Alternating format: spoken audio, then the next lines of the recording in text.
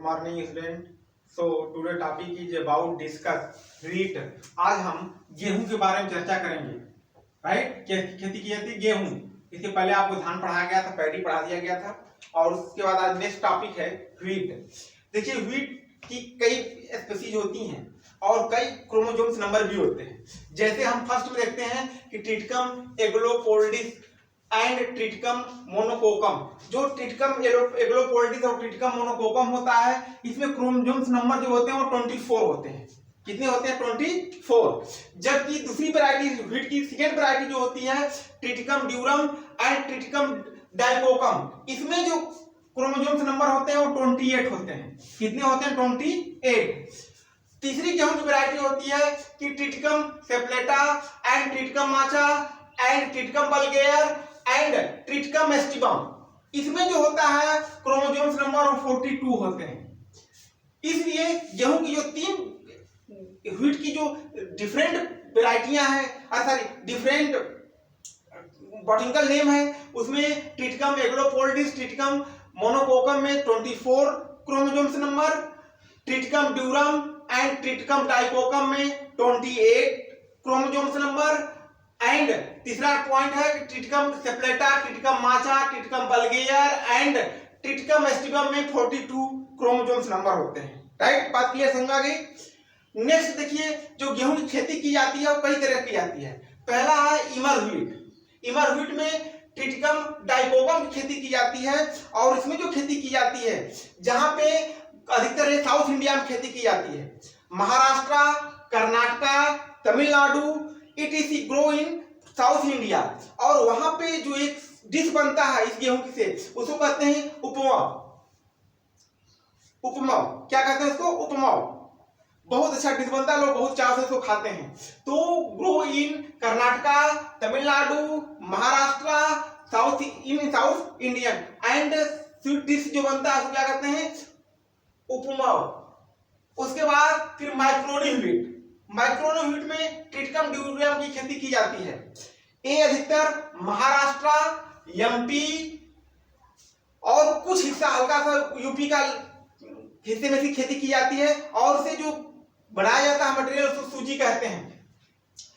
क्या कहते हैं उसको? सूजी। ये ट्रिटिकम ड्यूरम से सूजी बनता है। इसकी बहुत सारी अच्छी वैरायटियां हैं, मालविका, ये JD 45 30 इत्यादि की वैरायटियां से सूजी तैयार किया जाता है। नेक्स्ट है कि ब्रेड व्हीट, जिसे हम रोटी खाते हैं, रोटी बनाते हैं, उसको कहते हैं ट्रिटिकम बल्गेयर।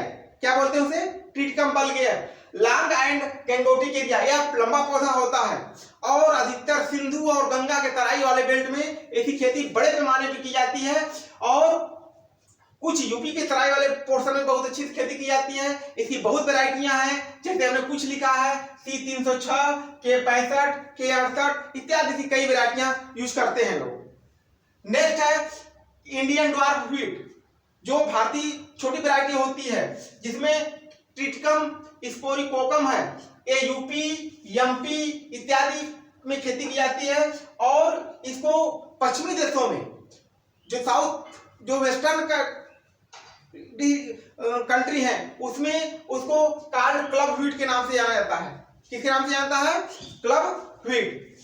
नेक्स्ट है मैक्सिकन ड्वार्फ व्हीट। मैक्सिकन जो ड्वार्फ व्हीट है, उसमें ट्रिटिकम एस्टिबम जो वैरायटी आती है, क्या है? Triticum aestivum.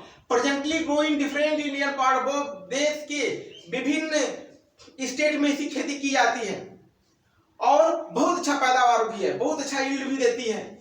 और इसको हम एड कॉल्ड कॉमन ब्रेड व्हीट, इसको समान तौर पे कॉमन ब्रेड व्हीट के नाम से जानते हैं। और इसको सबसे पहले डेवलप किया था डॉक्टर नॉर्मन ई बोरलॉन्ग ने। आप मैक्सिको एट सिमिट में पहली बार इन्होंने इसको डेवलप किया था। जो आजकल छोटी वैरायटी ड्वार्फ वैरायटी होती है, बहुत ज्यादा प्रोडक्शन देती है, यहीं से हरित क्रांति की शुरुआत भी होती है। तो इसको कहते हैं ट्रिटिकम एस्टिबम, जो इस समय प्रेजेंट में चल रहा है। उसके बाद फिर नेक्स्ट पॉइंट है कि the following portion of wheat is called year. जो उसकी पोर्शन होता है, जो बालियां होती हैं, उसको हम हेड कहते हैं, और ईयर या हेड भी कहते हैं उसके ऊपर वाले हिस्से पे। एंड बॉटिंगली कॉल्ड स्पाइक, और उसके नीचे वाली जो ठोठी होती है उसको हम क्या बोलते हैं? स्पाइकलेट बोलते हैं, स्पाइक बोलते हैं, उसी से स्पाइकलेट भी बनता है। Central zigzag axis called rachis, और जो सेंट्रल पॉइंट होता है जिससे स्पाइक जुड़ा होता है या स्पाइकलेट से जुड़े होते हैं उसको हम राइचिस कहते हैं। Spikelet is compost of flower called florets. जो जिसे स्पाइकलेट बना होता है उस पोर्शन को हम या उस फ्लावर को हम कहते हैं फ्लोरेट्स। क्या कहते हैं हम? फ्लोरेट्स। स्पाइकलेट देखिए समझ लीजिए बात को, जो बाली होती है उसको ईयर या हेड कहते हैं। बात ये समझ आ गई। उसके बाद उसको बॉटनिकली भाषा में स्पाइकलेट भी कहते हैं। वो जो स्पाइकलेट जो जिगजैग स्थिति में ऐसे टेढ़ा मेढ़ा बना होता है, जो टेढ़ा मेढ़ा जिगजैग स्थिति में बना होता है उसको हम रैचिस कहते हैं। और जो स्पाइकलेट्स होता है फ्लोरल कार्ड या फ्लोरोड से मिलकर बना होता है। बात समझ में आ गई। The first such variety Norin 10 dwarfing gene variety, जो पहली बार नोरिन 10 वैरायटी निकाली गई, ये ड्वार्फिंग जीन वैरायटी होती है, सबसे छोटी होती है लेकिन प्रोडक्शन ज्यादा देता है। यहीं से ग्रीन रेवोल्यूशन शुरू हुआ और इसी नोरिन 10 पे ही धीरे धीरे उन्होंने डेवलप किया सीमिट में, और उसी पे नॉर्मन ई बोरलॉन्ग को जो नोबेल प्राइज मिला था, और आज भी नॉर्मन ई बोरलॉन्ग के नाम से ही नोबेल प्राइज दिया जाता है। पहले उनको मिला, उसके बाद फिर नॉर्मन ई बोरलॉन्ग को प्राइज दिया जाता लोगों को। Doctor Norman E Borlaug Nobel prize in 1961 से 62 at CIMMYT. Mexico develop other variety, Mexico में उन्होंने रहकर बहुत सारी अदर वैरायटी का भी डेवलपमेंट किया या विकास किया या विकसित किया। इन 1963 में government of India imported 100 kg of Mexican wheat. Bharat सरकार ने 100 kg मैक्सिकन व्हीट को इंपोर्ट किया। उसमें कौन कौन वैरायटियां थी? सोनारा 64 थी, सोनारा 63, लरमा रोजा